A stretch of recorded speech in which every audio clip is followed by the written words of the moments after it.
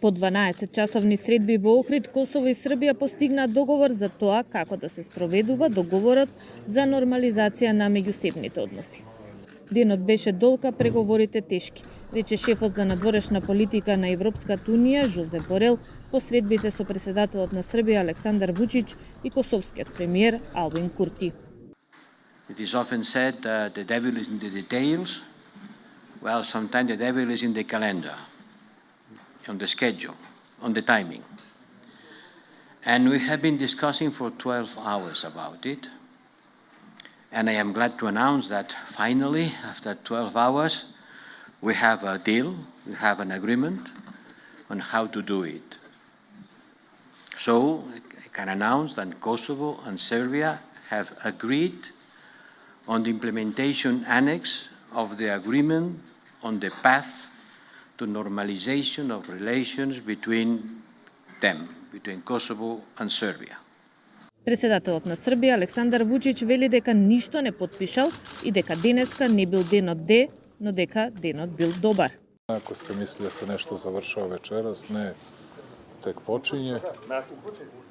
Dakle, Evropski savjet, odnosno Evropska unija procenjivaće koliko je ko uradio iz implementacionog plana koji će sasvim sigurno morati da bude proširen, iako meni ne bi smetalo da ostane ovakav. U implementacionom planu, osim ove važne tačke,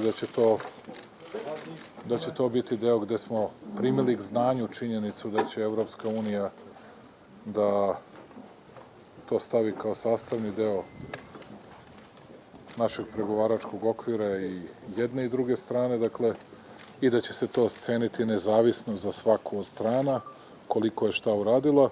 Za nas je od velikog značaja to što je kao prioritetna obaveza stavljeno formiranje zajednice srpskih opština i to u skladu sa prethodno postignutim sporazumima u okviru dijaloga. Косовскиот премиер Албин Курти вели дека е постигнат јавен договор, но дека Србија бега од подпишување.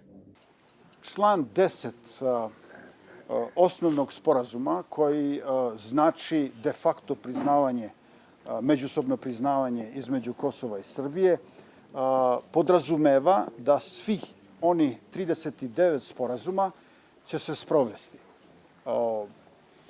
U okviru tih sporazuma jesu i onaj iz 2013. i onaj drugi iz 2015. godine, ali ja sam ponavljao da bilo kakvo sprovođenje tih sporazuma niti može, niti mora da bude u suprotnosti sa našim ustavom i zakonom.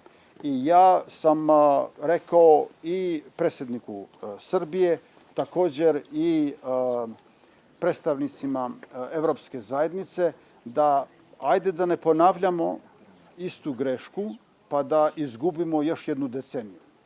Договорот што го предложи Европската унија за нормализирање на односите меѓу Косово и Србија доби силна поддршка од Соединетите Американски држави.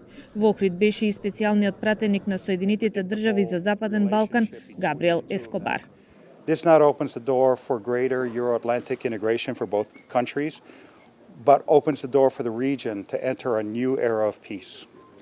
So I also want to say that I appreciate the very hard work of our European colleagues in reaching this visionary moment. And I can tell you today that the United States pledges to help with the implementation, to make the implementation work for both countries and for the region. Средбите стартуваа на 18 март во 10 часот во државните вили од комплексот Билјана во Охрид. Договорот го поздрави и домаќините. Премиерот на Македонија Димитар Ковачевски вели дека мирот, помирувањето и економскиот развој се клучни предуслови за забрзан прогрес на целиот Западен Балкан кон Европската унија.